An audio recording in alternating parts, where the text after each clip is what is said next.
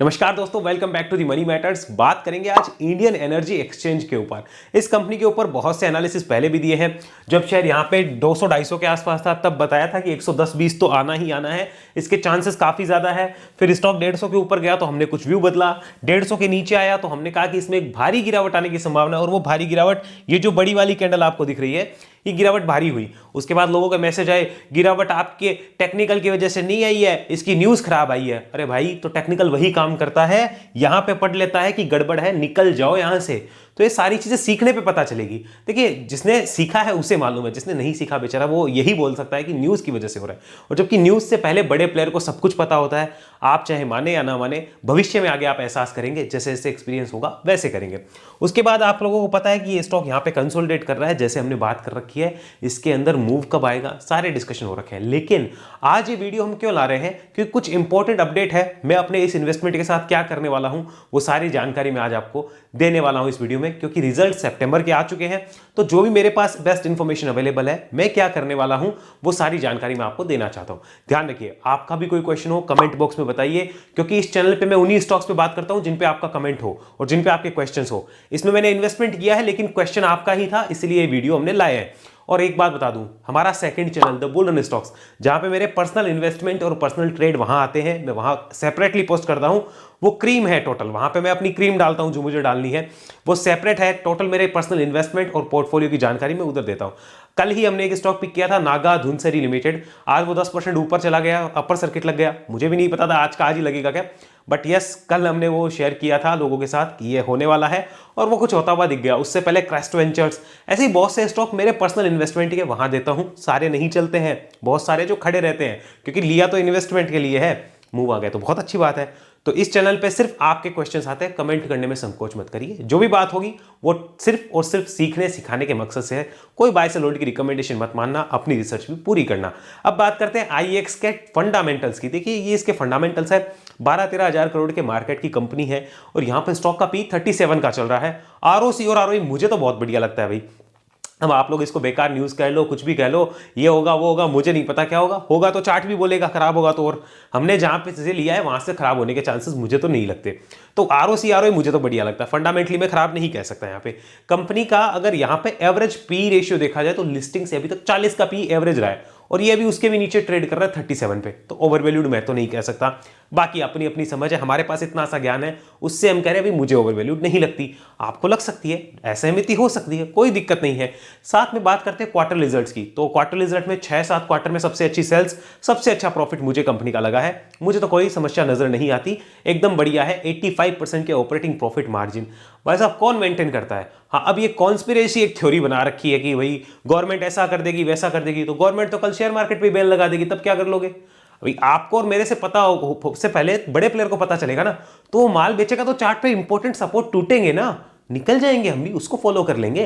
लेकिन पहले ऐसे थ्योरियां बना बना के काम थोड़ी करना है अपने को। तो अब गवर्नमेंट क्या करेगी मुझे नहीं पता। आज की डेट में जो रियलिटी है मैं उस पर बात करता हूं। अभी तक तो कोई दिक्कत नहीं है, तो अभी ओके है। फंडामेंटली मैं यहां भी खराब नहीं कह सकता। बात कर लो ईयरली पी एंडल की। यार इतना बढ़िया ईयरली पी एंडल है, क्या चाहिए। ट्रेलिंग 12 मंथ में देखो हाईएस्ट एवर प्रॉफिट कंपनी देने की कोशिश कर रही है। 300 करोड़ से ऊपर का प्रॉफिट है शायद, जो मुझे दिख रहा है। तो मेरे लिए तो कहीं खराब नहीं है। देखो फंडामेंटल्स फ्रैंकली इस भाव पे खराब नहीं है। जब 200-250 पे थे तो मैंने खुद कहा था कि नीचे आएगा। अभी मुझे खराब नहीं लगते हैं, फ्रैंकली आपको बता रहा हूं। एक यहां पे और चीज देखिए, वो है शेयर होल्डिंग पैटर्न। एक्चुअल में माल बेचा किसने है। एफआईआईज डीआईज की 2020 की होल्डिंग देखिए, एफआईआईज डीआईज की आज की होल्डिंग देखिए, number of share holder public में देखिए 2020 में, और आज देखो 16 लाख से ज्यादा, बीच में 17 लाख से ज्यादा हो गए थे। क्यों? क्योंकि मार्केट में सोशल मीडिया पे शेयर बांटा गया था ना। जो शेयर रोजाना मतलब हाई पे हाई लगाता, उसी को तो लेना है रिटेलर भाई को। उनको बोलो सीख के कर लो, सीख के नहीं करेंगे, बहुत महंगी फीस लगती है यार सीखने वाली, सीख के नहीं करेंगे। अच्छा, आईएक्स में लॉस कितना है तुम्हारा, बोलते हैं 1.5 लाख का, तो वो चलता है, सीख के काम नहीं करना। तो ये तो इन्वेस्टमेंट की समझ है, इसीलिए लॉस होते हैं। इसलिए कह रहा हूं बार बार इस चीज को समझो कि जो पब्लिक वाले हैं उनकी संख्या देखो कितनी कम थी, और 16 लाख 17 लाख शेयर होल्डर्स हो गए, और एफआईआईज डीआईज ने माल बेच के यहां से निकले हैं। अब क्या होगा, जैसे ही वापस 160, 170, 200 के भाव आएंगे, तो 16 लाख से भी शायद 10 लाख और गायब हो जाएंगे, या हो सकता है पूरे गायब हो जाए।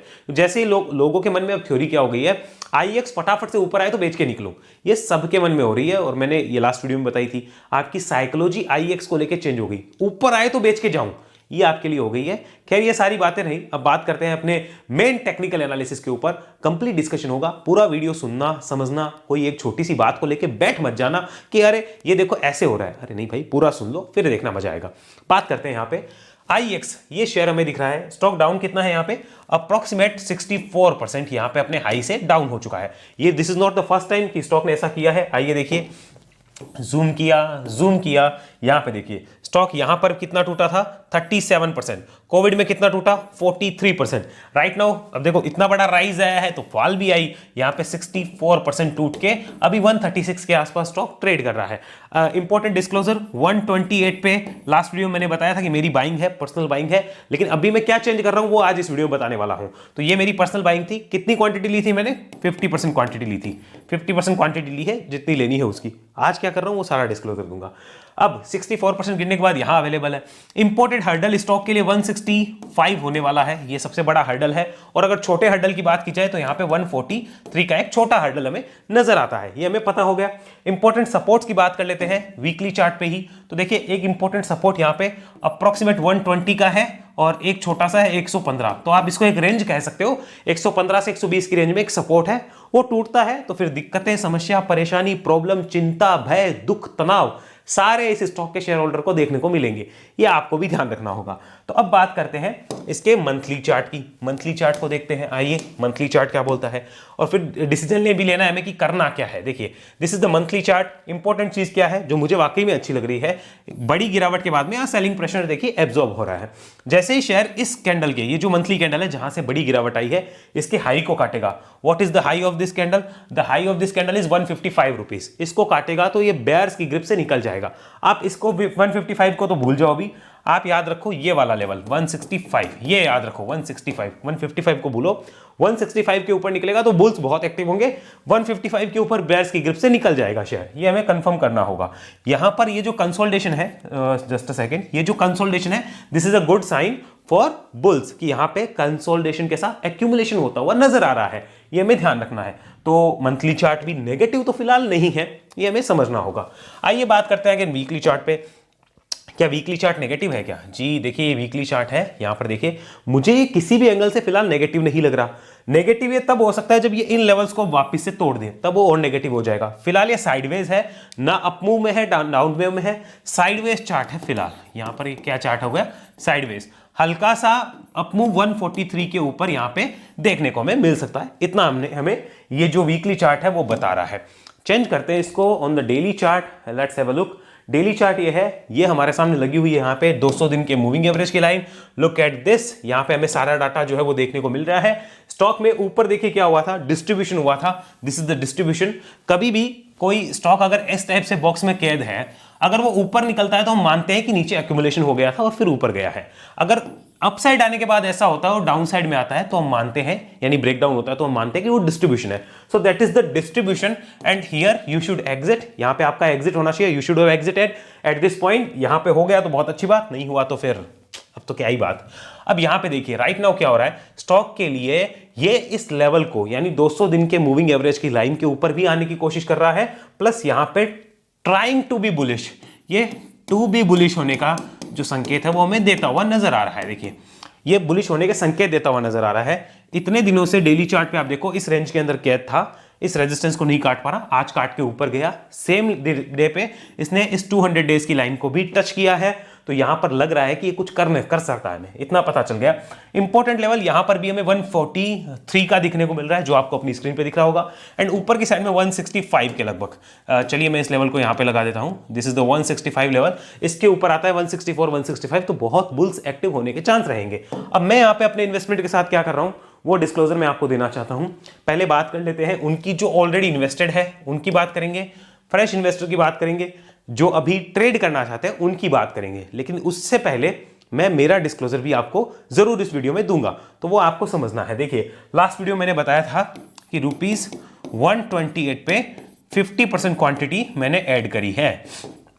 कितने पे करी है? 128 पे मैंने 50% क्वांटिटी ऐड करी है। थोड़ा सा आवाज में आपको कुछ गड़बड़ दिखे तो उसके लिए क्षमा, क्योंकि जुकाम लगा हुआ है तो शायद आवाज में प्रॉब्लम आ सकती है।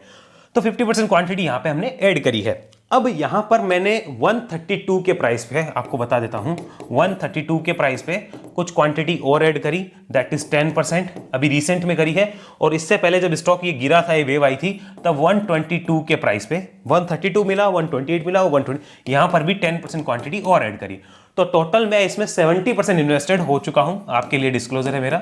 70% क्वांटिटी मेरी यहां पे लग चुकी है, और एक बार मैं इतनी ही लगाना चाहता हूं, 70% मेरा जितना मुझे लगाना है। मानो मुझे 100 शेयर लेने हैं, भाई सब 100 शेयर लेते हैं, 100 शेयर लेने हैं तो 70 लगा दिए, क्या करें, 70 शेयर जो यहाँ पे लेके हम बैठ चुके हैं। इतनी ही कैपेसिटी, तो इतना हमने कर लिया। एग्जाम्पल के लिए, अगर किसी को 1000 शेयर लेने हैं, मानो मुझे 1000 लेने होते तो 700 ले लिए, 10,000 लेने होते तो 7,000 ले लिए। तो इस टाइप से हमने यहाँ पे अभी तक अपना प्रोग्राम जो है वो सेट किया है। अब इसके अंदर मुझे प्रॉब्लम कब होगी वो सुनो, मैं सिंपली बता रहा हूं कि now I have a perfect stop loss. Clear सुन लो, अब जो मेरा इन्वेस्टमेंट है, माय इन्वेस्टमेंट स्टॉप लॉस, अभी तक मेरा क्या व्यू था आज से पहले कि 128 पे लिया है, अगर नीचे आएगा 180 आएगा तो मैं डेफिनेटली ऐड मोर करूंगा। लेकिन अब प्लान में थोड़ा चेंज है, वो बाबू राव कहते हैं ना, प्लान में थोड़ा चेंज है रे भैया, तो वैसे प्लान में चेंज है।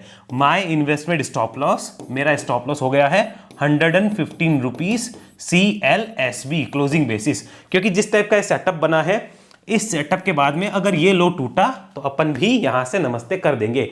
उस केस में मुझे करीब 10 से 14% का लॉस जो है वो अपने इन्वेस्टमेंट पे होगा। कोई प्रॉब्लम नहीं है, ये मेरा सेटअप है, मेरा प्लान है, आपका नहीं, मेरा है, मैं आपके साथ शेयर कर रहा हूं। तो 115 मेरा क्लियर स्टॉप लॉस मैंने अभी बना लिया है। इसके नीचे आएगा तो मैं बेच के निकलूंगा। अब इसका ये मतलब ये थोड़ी कि वापस कभी लेंगे ही नहीं इसको, उस टाइम पे वापस देखेंगे कि क्या हो रहा है, कभी वापस ऊपर आ रहा है, कुछ कर रहा है तो वापस देखेंगे। बट राइट नाउ मैंने 70% क्वांटिटी लगा रखी है और उसमें मेरा स्टॉप लॉस ये रहने वाला है, क्लोजिंग बेसिस, ये ध्यान रखिएगा।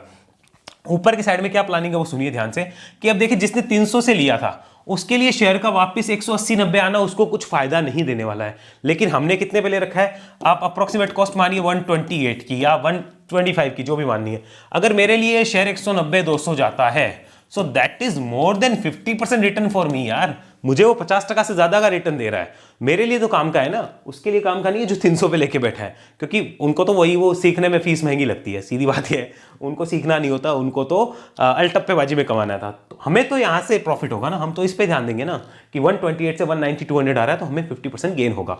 मेरा टारगेट मिनिमम मैं आपको बता दूं, नेक्स्ट मैंने 1 से 2 साल के लिए इसमें वेट करने को तैयार हूं। 50 to 100% मेरे रिटर्न्स की मुझे एक्सपेक्टेशंस है।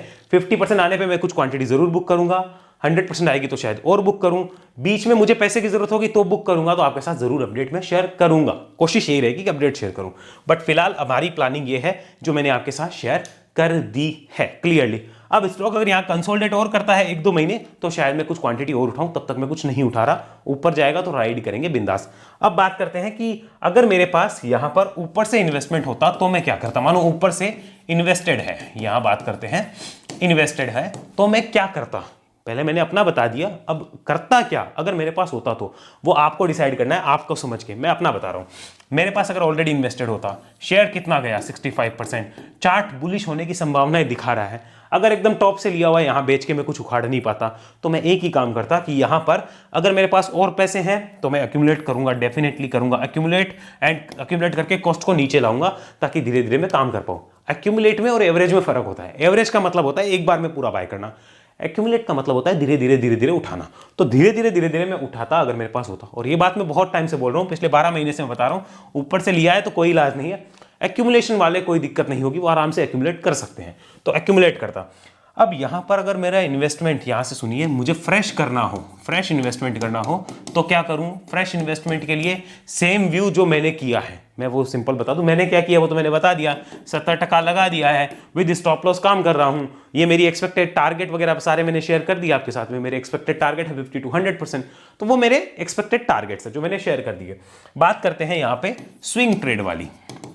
क्या मुझे यहाँ पे कोई स्विंग ट्रेड की अपॉर्चुनिटी नजर आ रही है जी? बहुत सॉलिड तो नहीं है, yes but not solid, yes but not solid, only for risky players है ये, ओनली फॉर रिस्की प्लेयर्स है जो कि हमें नजर आ रही है। कब? अबव 143 यहां पे एक स्विंग ट्रेड जरूर एक्टिवेट हो सकती है with important support as 128 CLSB for the 152 164 plus levels, ये जरूर एक छोटी स्विंग यहाँ पे ऐड हो सकती है एंड देन यहाँ से ये शेयर जो 175 प्लस भी जाता हुआ हमें नजर आ सकता है। ये एक छोटा सा स्विंग किसके ऊपर एक्टिवेट होगा, इसके ऊपर एक्टिवेट होगा।